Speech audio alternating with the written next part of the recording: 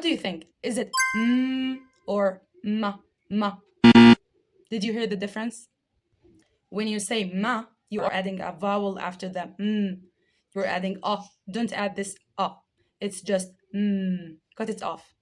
So this is the letter M.